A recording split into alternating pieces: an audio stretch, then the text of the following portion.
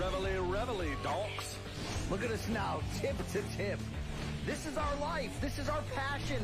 That's the spirit we bring to this show. I'm Luke Thomas. I'm Brian Campbell. This is Morning Kombat. Love, indeed. It is the Brooklyn Way and Brian Campbell, Morning Kombat, instant analysis. You're watching it right now from inside the Barclays Center in Brooklyn, New York. Gervonta Tank Davis in the Showtime pay-per-view main event. Oh, he took care of business against one brash Rolando Romero, a sixth-round finish to defend his secondary WBA lightweight title. And really for Gervonta Tank Davis, continue this incredible run, 27 wins, 25 by knockout, knocking on the door of the pound for pound, making exciting highlights happen, and taking this grudge match build and delivering it inside the ring behind me. No Luke Thomas this weekend. It's your boy BC solo. But what we do here, of course, on Morning Kombat every Monday, Wednesday, Friday, 11 a.m. Eastern. Anything going on in the worlds of boxing and MMA, we're there. BC was here today on the ground covering this fight. And full disclosure, after the fight ended here inside the Barclays Center, loud noises like a tidal wave, maybe gunshots, people running, taking cover. Things are getting restored now. I'm not sure exactly what the fallout will be from that or what exactly happened, but it was a tenuous situation for a bit in here. Everyone's fine on our team. We're doing good. We're getting through this. But as it pertains to tonight's pay-per-view main event, look, it gave the excitement that we kind of expected and thought was going to happen coming in what was a weird matchup, right? Because Rolly Romero is just his 15th pro fight, and he's, to be fair, raw as shit, right? But could he land the big shot? Could he be a physical presence? Look, he was a lot of those things for a bit in this fight. At the time of the stoppage, I had Gervonta Davis up 3-2 when he stopped him in round 6, but I thought, particularly in those opening rounds, Rolando Romero did a very good job at establishing himself as the bigger fighter, muscular, large. Someone's making loud noises behind us. That's fine, though. We got it under control. And was able to establish not only his power, but the threat of his power, to the degree that even afterwards you heard Tank Davis say, look, he's a big dude. He hit hard. I had to respect that. But once that started to transition a bit, rounds 3 and 4, and it stopped being Rolly Romero somewhat tentatively walking down Gervonta Davis, and the role switched, and it looked like maybe Rolly's slowing down just a bit. That was my big thought entering round 6, which turned out to be the final round of the fight. Can he keep this up? And when I say keep it up, I mean keep the tension and the drama that something big can happen. This wasn't a high-output fight. This wasn't a brawl that we thought it might be. There were little pockets of two-way action, some very interesting two-way action, but for the most part, it was sort of the tease, the tense, the drama that the big shot could happen. When you get into one of those slow-down chess match, pot-shotting sort of stare-downs with Gervonta Davis, it's pretty much a losing battle for any fighter in the game. It turned out to be one for Rolly Romero because he's too accurate, he's too quick, he's too explosive. Look, I saw a mature Tank Davis who came in not only on weight but underweight, was professional throughout the build, didn't let any of the Rolly antics get to him, and inside the ring, he looked like he was having fun. Yeah, the first 2 rounds had moments in which Davis had to absolutely beware that if he screws around, if he makes a mistake, or if he punches with Rolly, there's some big stuff coming back at him that you had to respect. But Tank Davis had a smile on his face through most of the back and forth with them. A lot of, like I said, not a lot of action, but a lot of tension and drama because of the feinting, the little setups, the teases. You could see early on, once Tank had figured out Rolly, I'd say about round 3, that smile was coming out. He was sort of just going to find that right moment, and it came in the 6th round. And I'm going to give him, like, Rolly, in the end, and I love, by the way, that Rolly had Joel Casamayor, the Cuban legend, in his corner as his second. But in the end, I did see a little bit more craft for Rolly. He was going to have that craft to hang around to make this potentially something worth staying around for that could go a few rounds. And most importantly, I thought Rolly's best move was in round 2 when he pumped and feinted with that right hand but came around with the left hook. That was, some nuance, some wrinkles to his game. But I think once he started to actually feel Gervonta's power just the same, and maybe the magnitude of the moment, it all kind of conspired against what he was trying to do, and you saw some of that mental fatigue come in. And then in round 6, Rolly back on the attack, back on the offensive. You saw a right hand to the body. A right hand across the top. But then when he went back with the right hand to the body, he left himself open. And it really only takes one shot for Gervonta Tank Davis, who's 27-0 with 25 KOs. and he landed it, and it was sort of a spectacular fall for Romero, who fell face first into the ropes, did get up. Referee David Fields gave him the count on his feet, made him do the little walk, but in the end, a little bit of a merciful stoppage, I thought, in that moment from David Fields where, given the pay-per-view magnitude of the main event, the crowd on its feet, a sellout here, a new, 18,000-plus in-arena boxing attendance record. In the moment, I thought, hey, maybe Roley can bite down and show me something. Maybe it was a little bit too early of a stoppage. But when you watch the replays, and in particular, when you see Roley, as I did from this view up in the 40-40 Club box, see him exit the ring. He got booed everything he did, right? But he got booed as he exited the ring. No post-fight interviews. He looked out on his feet trying to navigate the steps, trying to walk by. Fans are reaching out to him. It looked like in the end it was a great call for David Fields. And it was when is Gervonta Tank Davis going to catch up with Roley? And he did, and you saw what happened. Another spectacular knockout. It's interesting. I did an immediate recap for CBS Sports HQ right after the fight from this location. And one of the things we talked about was, given that this was a throw the betting odds out the window type of fight, more of an attraction. It had that street fight vibe and feel and all the build up in the press conference to the weigh-in yesterday when, Tank pushed Roley off the stage. But it wasn't your traditional 50-50 fight on paper. In the end, if it was going to go skill for skill, it was going to be Gervonta Davis's night. But Roley talked himself into this fight. Talked up the attention. Roley's the MVP of the promotion of this fight, getting people interested in it. And, he if I'm going to grade his performance, I thought he pulled it together pretty decently in terms of, what am I grading him on? That for 2 rounds, he was a threat, that he may have won those 2 rounds, that there was the threat of his power shots. Yes, there was. There was the threat of his power shots. But one thing Rolly Romero was never able to consistently do, which I think made his loss inevitable on this night, he wasn't able to consistently not land his right hand, his biggest punch, his right cross, or even really attempt it. Rolly's offense was basically limited to jabs to the body and sort of the threat of big shots. There were little skirmishes where they both punched at the same time. And to Rolly's credit, again, that punch in round 2, fake with the right hand, come around with the left hook. There was some creative moments with what he had. But I don't think he had the confidence in himself to let that right hand go and not get countered big. And Rolly was reluctant to do that outside of throwing it to the body or outside of flashing it out there as sort of a lead right hand opening to kind of cross up Gervonta's attention and mix up what's coming afterwards. There was no commitment to it.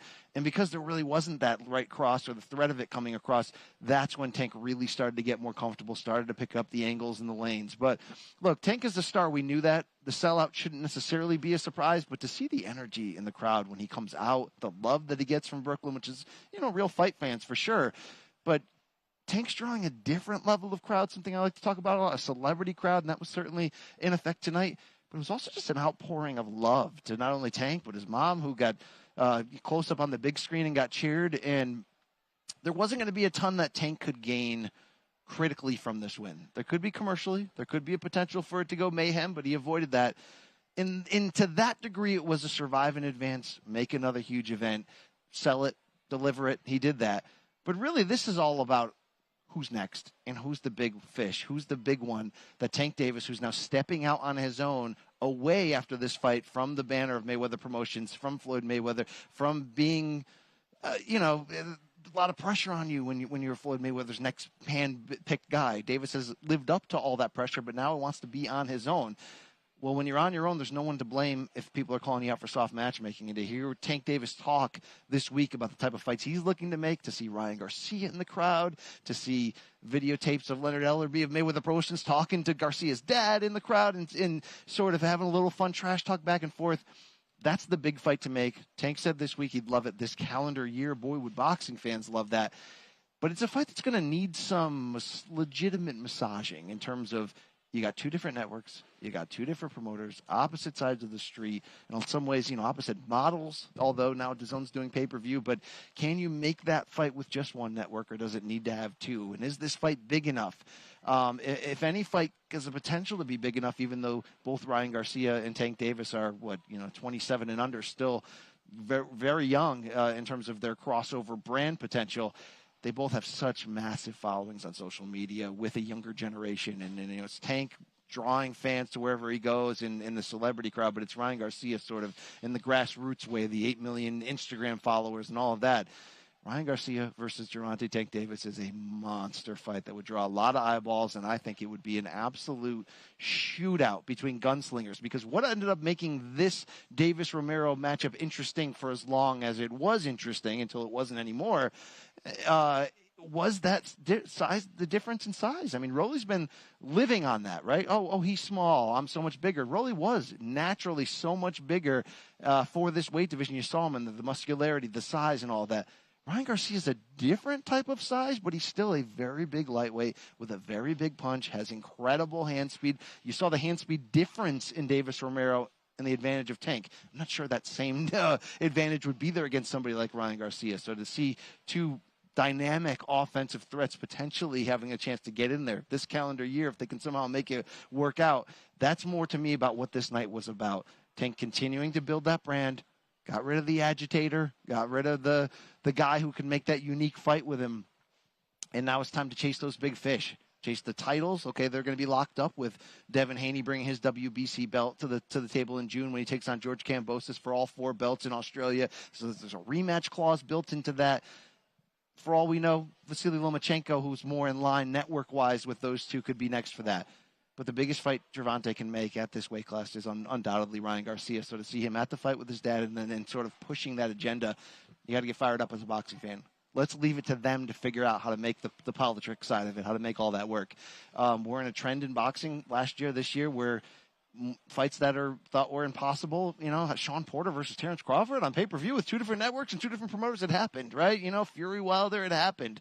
Can we keep building and continuing that trend? I think for Tank Davis, it's going to have to start being those type of big matchups for him to take that brand to even the higher level. But I think also for him to get the amount of in-ring respect that I still think Tank isn't getting across the board. You don't see him getting votes in every top 10 pound-for-pound list. You don't see him getting that respect, even though he's doing it over different weight classes, 3 of them, to different styles of opponents. Now, what goes against Gervonta is he's winning secondary belts and not the official ones. He's also a lot of the fights because he can float in weight, taking on smaller competition. This was interesting tonight to see Gervonta against somebody who wasn't smaller than him. And I think that held, enough intrigue for a bit until Rolly's skills just, in the fading of his gas tank a bit really set up the end for him.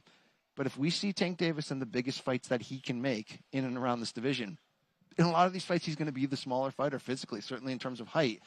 And that's where the real intrigue and the real greatness quotient has the opportunity for Tank to just come out. And you're not going to doubt him anymore or put an asterisk next to his wins if he goes out there and does that against somebody on the name value and explosiveness as a Ryan Garcia. So many big fights Tank can make. You get the feeling he wants it, and you get the feeling as you watch him that he's getting better each time out. And I think he's getting more mature. He's coming into his own. Yes, he's had a lot of trouble outside the ring, but he's coming into his own as a man and certainly as a fighter. You can say what you will in the end about Davis Romero and what we remember about it and what we actually learned from it. And again, not a whole lot, but it was exciting. And it was Tank showing off exactly what makes him so special in the end. So that's what we saw tonight at the Barclays Center. I wasn't necessarily certain we'd get a ton of, spin-off angles that shocked us or surprised us. You kind of knew what you were getting at the end of the day. But, Rolly kept up his end of the bargain for as long as he could. They established that threat. It was there. And it was good to see Tank take some big punches early and not be affected by them. Tank's going to big places in this sport. And I think it's all lining up for him, where to get to those places, he's going to have the big-name dance partners in front of him just the same. And when that happens, you're not going to be able to keep him out of the top 5 of the pound-for-pound because he's going to have to prove that he really is that great against so many names who, a lot of young ones, but there's some old ones too in and around this division. But Brooklyn delivered. The third time Tank Davis stepped inside the Barclays Center. The 22nd boxing card for Showtime inside this building overall, and 40 boxing cards that Barclays has had since their opening in 2012. But this has become a stop for Gervonta Davis, twice winning world titles on his initial rise, now having this big close-up tonight against Rolly Romero. Fun night at the office, so to speak, and we got what we were looking for in the end. If you want more of what we're doing here on MK on Morning Combat, of course, every Monday, Wednesday, Friday, 11 a.m. Eastern on the YouTubes. You can follow us on social below. My co-host, Luke Thomas, anything worth talking about in the worlds of boxing, mixed martial arts, and combat extended, even that bare knuckle stuff once in a while, you know what I'm talking about? We got your back covered, biggest interviews in the game, and the best and most instant reactions just the same. BC signing off for now from Brooklyn. No sleep until I get back to my hotel room, but I got 2 words for you, right? We out. There you go. Cut it out, maybe. There you go. Okay. That's